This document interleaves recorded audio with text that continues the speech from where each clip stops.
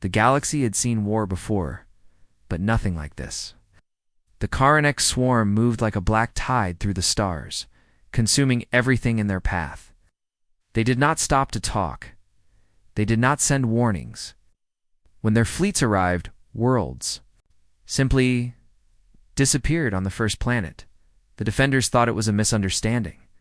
They tried to hail the approaching ships. Their signals went unanswered.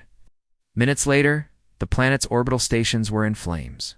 The swarm's warships rained destruction down until the surface glowed with fire. In less than a day, the cities were ash and the skies were black with smoke.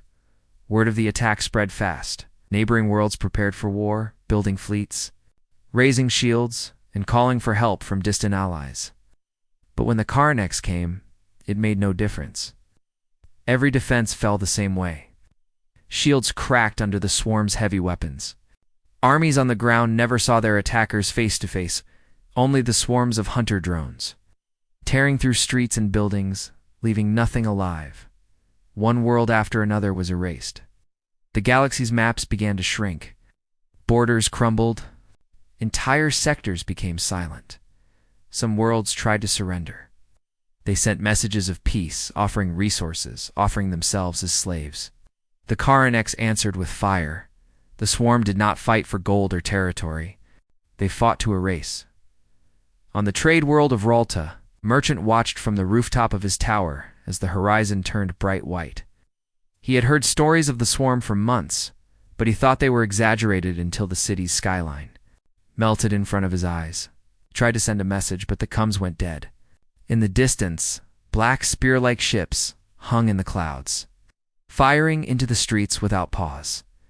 In less than an hour, Ralto joined the growing list of dead worlds. Panic swept through the surviving civilizations. Alliances that had stood for centuries broke apart as leaders pulled fleets back to protect their own planets. Some species tried to hide their worlds behind false navigation beacons. Others fled into deep space, hoping to find a safe corner of the galaxy. But the swarm always found them, and still, no one had stopped them. In a war council on the other side of the galaxy, alien leaders sat around a holographic map. The Karnek's advance was marked in red, a spreading wave that swallowed everything before it. Alu. They argued, shouted, blamed each other, but no one had a solution. Then one old general leaned forward and spoke in a low voice. "There is one more force in this galaxy," he said. "They have not fought in centuries. They keep to themselves. But I have heard whispers." The others laughed bitterly. "Humans." One leader said, "They are primitive. Their fleets are tiny." The general shook his head. "But dangerous. They are not part of our alliances, but their history is filled with wars. They never fight to win territory. They fight to survive. And when they do not stop until their enemy is gone." The others dismissed him. They could not believe. A single species barely known beyond their home systems could stand against the Karaneks, but far away. Deep in the black of uncharted space, a signal pulsed to life. It came from a ship long thought lost, a massive armored vessel drifting in silence for decades. Its name was written along its hull in faded white letters, HSS Resolute. Inside, the crew moved with purpose. Lights flickered on. Engines rumbled. Old weapon systems, sleeping for years, woke with a deep metallic hum. The ship had been built in another time for another war, but it was still ready. In the command chair sat a man with a calm, cold expression. His hair was gray, but his eyes were sharp. On the main display, reports from across the galaxy flashed world after world. "Falling? How far are they?" he asked quietly. 17 jumps from our space, Captain," the officer beside him replied. "They've taken everything between us." The captain leaned back, silent for a moment. Then he spoke, his voice low but heavy. "Prepare the ship. If they come here, we will make them regret it." The Resolute's engines burned brighter, pushing the ship out of the shadow of a dead star. Slowly, silently, it began to move toward the edge of human space, toward the storm that had already devoured half the galaxy. The swarm had never met a true wall before. They were about to. The Karnak's fleet moved without pause. Their black warships cutting across the void like blades through darkness. To them, the galaxy was already theirs. No resistance could change the outcome. Yet in the cold distance, something strange reached their sensors. It was faint, old, and pulsing at regular intervals a signal. The swarm's communication ships caught it first. The code was unlike anything in their vast database of conquered civilizations. It wasn't a distress call. It wasn't a surrender message. It was short. Just a string of sounds repeated every few seconds. They ran it through their translators. Again and again. No match. The Karnak's commander clicked his mandibles in irritation. Origin, unknown, replied one of the data drones. Location is deep inside unclaimed territory. No known colonies. No trade routes. The commander considered. Most signals from dying worlds were easy to read. Panic, desperation, fear. This was different. It carried weight, as if whoever sent it had no fear at all. On the Resolute, same signal had been sent every hour for the last 2 days. It was a simple human phrase, repeated in the old Terran language, just 3 words. The crew knew the swarm couldn't understand them, but it didn't matter. The words were, "Leave. Now." The Karnaks did not leave. Instead, a small swarm. Scouting group was sent to investigate. 12 sleek black cruisers slipped through hyperspace and emerged at the coordinates. There, in the middle of nowhere, floated a massive gray warship, unlike any they had seen before. It was still, silent, unmoving. The swarm ships spread out, scanning for weapons or shield signatures. Strangely, the human ship kept its weapons. Powered down, no targeting systems locked on, no defensive maneuvers. It just watched. Inside the Karnak's flagship, the alien commander felt something unfamiliar, creeping unease. He ordered a closer approach. The moment the first swarm cruiser crossed an invisible line in space, the Resolute moved. It didn't fire missiles. It didn't open with blinding energy beams. Instead, a single kinetic round, invisible to the naked eye, tore through the void at impossible speed. 1 second, the swarm cruiser was whole. Next, it was split into 2 burning halves drifting apart. Panic flickered through the swarm's neural link. They returned fire instantly, but the human ship was no longer where they aimed. It had vanished. From their targeting systems entirely, the alien commander's voice clicked sharply. Find it. Before they could, 3 more of their ships were in silent flashes in the black, as if some unseen predator was hunting them one by one. The last thing the swarm commander saw before his ship's hull cracked apart was the massive human vessel. Sliding out of the shadows, its guns glowing a deep, dangerous red dot back aboard the Resolute, the human captain gave a quiet order. Send the signal again. Cross the void. The same 3 words repeated into the swarm's network. Leave. Now, but the swarm didn't understand yet. They would. The Karnak swarm had never lost a battle, till now. When the 12 cruisers failed to report back, the swarm's central hive responded with what they considered an adequate force: 40 warships, each armed with enough firepower to crack a moon in half. Their mission was simple: destroy the strange human vessel and erase all trace of it. The Resolute was waiting.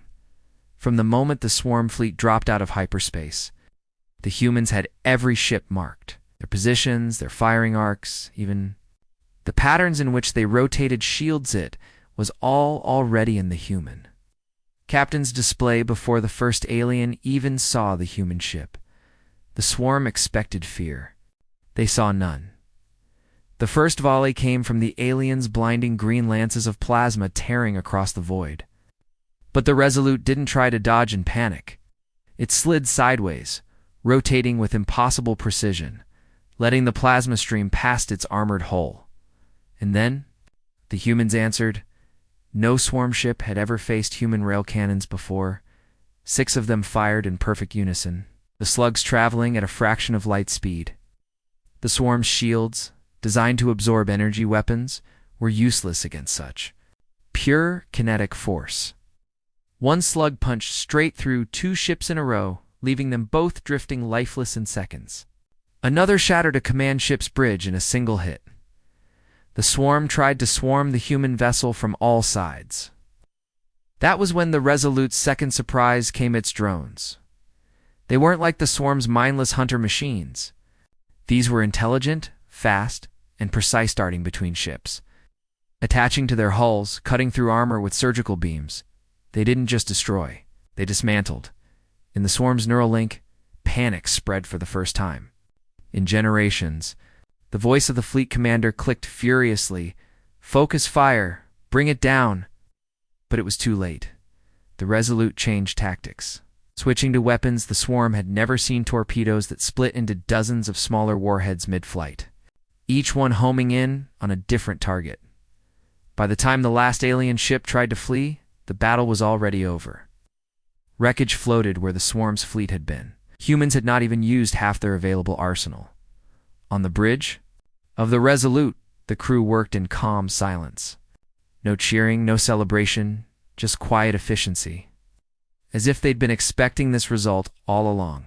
The captain gave one last order before they vanished into deep space. "Send the message again." Somewhere in the swarm's fractured network, 3 human words repeated endlessly: "Leave, now." And for the first time in their history, the Carnex retreated. Stories spread faster than light through the galaxy. Whispers traveled from one star system to another about the human ship that fought like a storm. A single vessel that tore through the swarm's fleets without breaking a sweat. Some called the ship a ghost. Others named it a monster.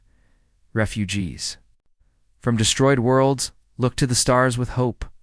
They sent messages begging for help, hoping the humans would come again. But the HSS Resolute stayed silent. Alien mercenaries tried to track the ship. They wanted the reward promised by galactic governments for any sign of the human warship. But every search ended in silence or worse, disaster. One mercenary fleet tried to ambush the Resolute near the ruins of a dead moon. They waited in hidden orbits, weapons ready, but the humans never appeared. When they left, half their ships were lost to mines they never saw. Carnex Command did not forget the last battle. They sent their largest fleet, yet 100 warships, bristling with weapons and shields, reinforced by their best engineers. The swarm expected the humans to run. But when the swarm's fleet entered the system, they found nothing. No ship, no weapons, no sign of life. The Resolute had vanished. The swarm searched for days, scanning every asteroid belt, every planet's orbit. Finally, they found debris-twisted metal from one of their own ships. Destroyed by a weapon unlike any they had seen, alien commanders whispered in fear, "This is not just a ship, it is a weapon of extinction." Deep inside the Resolute, the captain gave one order: set course for the outer rim. We will draw them into the shadows. The humans knew the swarm's pride. They knew the Carnex would come hunting again, and this time, the hunters would become the hunted. The swarm believed the humans had fled. They were wrong. The HSS Resolute moved like a shadow through the asteroid fields near the edge of the galaxy. The swarm's 100-ship fleet followed blindly, eager to crush the enemy once and for all. But the humans had prepared a trap. Using the twisting paths between the asteroids, the Resolute led the swarm fleet deeper into a deadly maze. The human ship's drones darted ahead, planting explosive charges on large rocks and drifting debris. When the swarm fleet was fully inside the trap, the charges detonated in a thunderous roar. Massive rocks exploded into fragments that tore through the swarm ships. Many vessels were crushed, others damaged beyond repair. The survivors scrambled to regroup, but the humans were already upon them. Boarding pods fired silently from the Resolute, speeding toward the swarm's command ship. Human soldiers, trained for silent and deadly boarding operations, slipped inside. The alien vessel without warning inside, the battle was fierce, but quick. The swarm's crew was confused, caught between fighting off human soldiers and trying to pilot their crippled ship. The humans took control of the command bridge, shutting down the ship's engines and weapons. The captured ship was brought back to the Resolute as a trophy and a warning. The Carnex Command began to understand the real threat. The humans did not just fight with weapons, they fought with mind, with strategy, the unrelenting force. Far from the trap, The human captain spoke quietly. This war is not over, but they will think twice before they come back. The galaxy watched, holding its breath. The endless advance had met a new wall, and it was human. Only one colony stood between the swarm and the human homeworlds. It was a small, peaceful planet named Veshra, home to the gentle Vishari people. For months, the swarm had laid siege, blasting cities and cutting off supplies. The colony's defenders were tired, their shields cracked, and their hope fading. Then, out of the dark came the HSS Resolute. The human ship appeared without warning, cutting through the swarm's siege fleet like a blade. Its weapons fired with deadly precision, destroying alien warships before they could react. The Vishari watched in awe as the humans fought not just for themselves, but for others. After the battle, the Vishari leaders sent a message to the human captain, asking why they helped. The captain's answer was simple and clear: because when they finish with you, they will come for us. For the first time, the humans and aliens stood together against a common enemy. The Vishari shared their knowledge of local space-hidden routes, weak points in the swarm's defenses. In return, the humans offered protection and technology, far beyond anything the Vishari had seen before. But even as alliances formed, the swarm grew more desperate. They gathered their forces for one last massive strike, a strike that could decide the fate of the galaxy. The stage was set for a battle. Unlike any before, the human ship was ready, and so was the galaxy. The battle left the stars quiet in a way no one had heard before. Pieces of the Kernex armadas floated like black flowers, broken and still. Planets that had trembled beneath constant bombardment now had only the hiss of cooling air and the distant cries of survivors. For days, ships from every corner of the galaxy came to watch the silence and count the cost. No, one saw the human ship leave. After the last flash of the final weapon, the HSS Resolute was gone. Some witnesses swore they had seen her dive into a cloud of neutron dust and never come out. Others said she slipped into a fold of space itself, taking her engines beyond reach. Few old captains muttered that she had simply turned and sailed toward the dark between stars, hunting anything that might still threaten life. The stories grew like wildfire. On trading stations and refugee hives, people told them in low voices. Children learned the tales and argued over the finest detail. Merchants sold charms carved like the Resolute's hull. Poets wrote songs. Historians argued over logs and censor. Echoes, trying to pin down the truth. No record was complete. No one could say for sure where the ship had gone. Survivors from the Veshra siege walked the ruins and called the human crew many names. Some said the humans were angels of war. Some said they were devils who had come to judge. A Vishari elder kissed the scorched ground and whispered thanks. A former Karnax engineer, captured and freed, refused to sleep in the open anymore. The swarm's hive pulses had been broken. For the first time in a long time, the Karnax did not speak as one. The galaxy did not relax. Old fears do not die quickly. Leaders met behind closed doors. Councils debated how to rebuild cities and guard worlds. They rebuilt defenses and traded secrets. The Karnax were wounded, but not finished. They retreated to the edges of mapped space, licking new strategies in darkness. Smaller splinter groups still attacked, raiding weak trade lanes. The threat had changed shape, but it had not vanished. News vessels broadcasting into quiet systems found one constant. When people spoke of the humans, their voices changed. They spoke with a hard edge. The Resolute had fought the swarm like a wall of iron, but it had also shown the galaxy another truth, one that made rulers uneasy. A single, relentless force could tip the balance. That idea seeded fear in those who liked the balance to stay as it was. On some planets, that fear became greed. Warlords sought the secrets of the human ship. They offered fortunes to anyone who could find the Resolute's engines or the designs of its railguns. Scientists argued ethics in laboratories, trying to reverse engineer scraps found in crashed ships. Spies moved like shadows between council chambers. The galaxy that had watched the humans as saviors now watched them as a possible key to power, even as power games began. There were quieter things. Gardens were replanted under ruined domes. Children learned names of stars the swarm had never touched. Old songs were sung again in dark havens. People who had fled to other systems sent messages of thanks to the unknown crew that had saved them. They wanted to say more than thanks. They wanted the simple truth: were the humans gone for good? Would they come back if the Coronex regrouped? Months. Past sensors found no signature. No deep space beacon called out. The human home system remained silent to outside ears. Rumors blossomed. Some said the Resolute returned to a world called Earth, buried beneath centuries of myths. Others insisted the ship had turned hunter and sailed beyond the known charts, seeking other dangers the galaxy did not yet understand.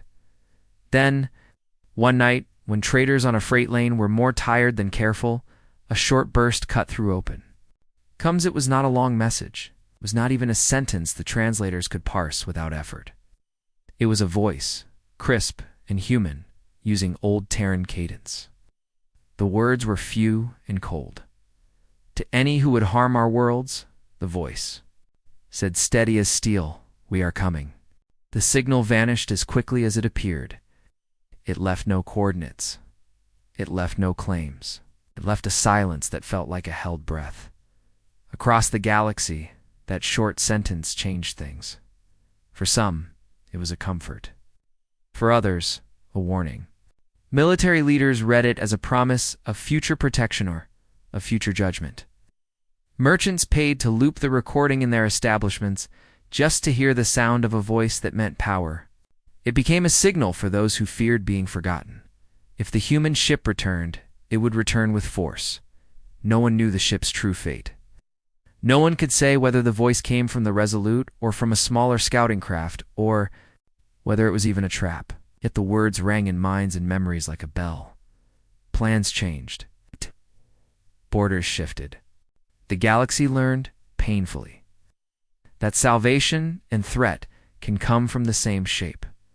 In the quiet years after the war, new alliances formed.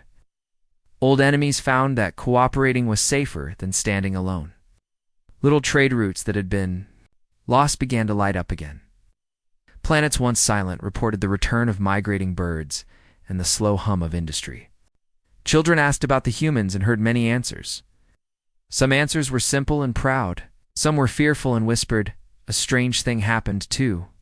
In the broken places, people began to watch the dark between stars, not with terror, but with a certain stubborn hope.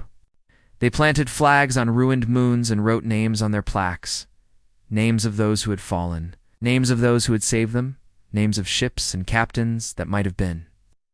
They hoped the names would be found by someone who cared. And the galaxy kept listening. Years later, a surveyor ship mapping an unclaimed sector picked up a faint trace of radiation. It was like the echo of a song, a hum of old engines shaped in a way the engineers could not explain. They logged it carefully, then sealed the data behind layers of encryption. There were many such traces, now small anomalies the size of a thought. Some said the humans had become legends and should be left as such. Others argued that legends must be hunted down and understood. The debate went on. The galaxy was no longer the same as before the swarm. It had scars, sure, but it had also a new shape. It had learned that one small ship could change the fate of millions. At the edge of a ruined world, a child found a small metal charm half buried in ash. It was stamped with a single word in faded letters, Resolute. The child ran to her mother, eyes wide and bright. That's the ship, she said. That's the one that saved us. Her mother took the charm, felt its weight, and did not answer right away. She held it as if it were a coin from another life. Then she smiled, small and sad, and tucked it into the child's shirt. We keep it, she said softly, so we remember. Far beyond the child's small world, where charts end and stars thin to a whisper, an empty corridor of space held a memory. Whether the ship that had been called the Resolute still sailed that corridor, or whether it had died like so many weapons and heroes, No one could say. The galaxy had one certainty only: when the dark came again, someone might stand between it and the living, and somewhere, somewhen, people would remember the 3 words the crew had repeated for an enemy they never wanted to meet twice: leave. Now. When the last warship fell, the black of space felt different. The noise of battle stopped so suddenly that for a long moment no one moved. The stars looked the same. People did not. The Coronex had been broken. Their great armadas were shadows and ash. Their hive pulses were thin and ragged. For worlds that had burned, quiet came like a slow, cold rain. Survivors climbed out of shelter and looked at the sky as if expecting to see flames return. Many did not know if they should cry or laugh. The news spread in small bursts. Stations that still worked relayed survivor lists and supply requests. Councils met on worlds that were spared. Some leaders gave speeches full of hope. Others spoke, in hard, private words about revenge and power. The galaxy had a wound. It also had a new shape. Among the ruins, the story of the human warship grew fast. Men and women who had watched the Resolute fight told their children about the way its rail rounds tore through holes like knives through cloth. Poets wrote new lines about silence after noise. Traders painted the Resolute on crate sides to bring good luck. A few scholars tried to trace the ship's path with sensors and old logs. Their charts ended in blank space. People argued about what had happened to the ship. Some said it had left to hunt threats beyond the maps. Some said it returned to a pale blue world called Earth, sinking into myth and private memory. A small, bitter group said humans had used a terrible weapon, and the ship had been torn apart by what had set loose. None could show proof. The maps stayed blank where the Resolute had last been seen. Because of the ship, new choices rose. Some worlds built higher walls and thicker shields. Others reached across old hate and made trade pacts. The Vishari planted new groves on ruined plazas. The Koranics who survived hid in far corners and whispered to each other like shattered clocks trying to wind again. The galaxy was stitched together differently. Even as people rebuilt, new dangers grew from old fear. Warlords and technocrats wanted the human weapons that had ended the swarm. Secret teams dug through wreckage of alien ships hunting for tech. Small fleets of scavengers sold scraps to the highest bidder. Scientists argued about ethics in long, tired halls. Some said the humans had been the savior the galaxy needed. Others said no one should have that much power in one hull. On a cold night above a quiet port, 2 officers from different races watched the sky in silence. One wrapped a hand around a rough charm shaped like a ship. It was a small thing, stolen from the ruins of a freighter. The other tapped a datapad and scrolled through pages of sensor logs that still had gaps.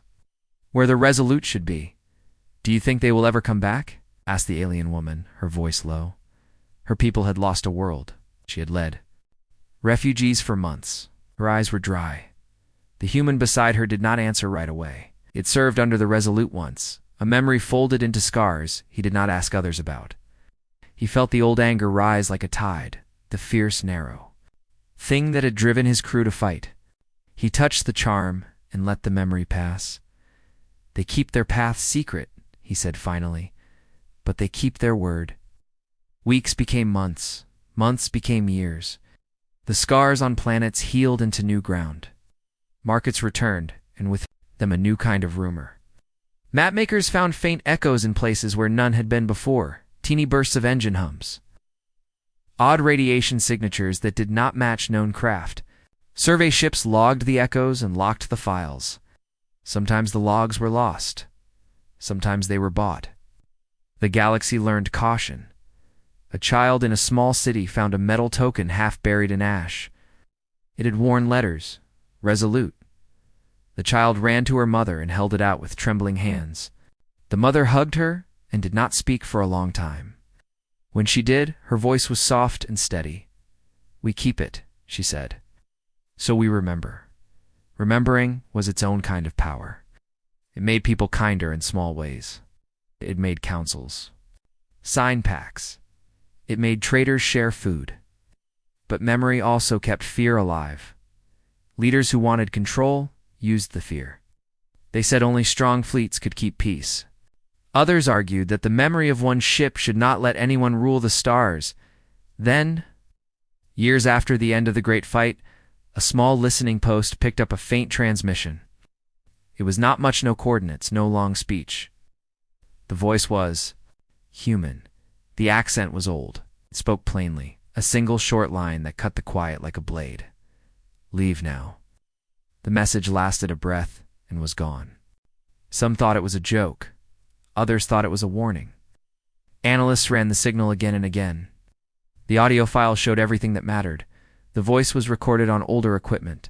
The cadence matched nothing in active fleets. File carried an echo that matched legends of the Resolute's come patterns. No one found the sender.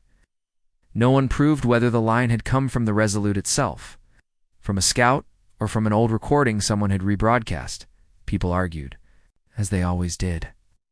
But for many, that single line was enough. It was a promise remembered and a promise kept. In hidden rooms, some feared the human shadow. In open plazas, others hoped for protection they may never need. The galaxy shifted under both hopes and fears. New treaties were drafted. Old grudges cooled. Children learned two new things in school: how the swarm had fallen and how quickly the sky could change. Out beyond mapped light. In the cold corridors where charts thinned to nothing, a lone recorder still held a last private log. Belonged to a woman who once sat at the Resolute sensor bank. She wrote of quiet things, the names of friends who were gone, the weight of the decision that had ended a war, and the taste of the stars when the engines burned too hot. Her final line was a simple one. We made our choice, she wrote. The dark comes back, someone will stand in the way. Then the file closed. No fanfare, no parade. The words were left on a drive that might never be found. But in the lives of people across many worlds, the words lived.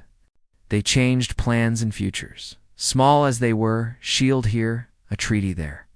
A seed planted in soil that had been ash. The galaxy learned to listen. It did not forget the 3 words humans had repeated for an enemy they once told to leave. In markets and courts and ships on lonely lanes, people said those words quietly to each other when nights were hard. They were not a threat anymore. They were a promise, passed from hand to hand like a small bright thing. Leave. Now. Somewhere, perhaps beyond the reach of maps, someone answered that promise with its own silent watch.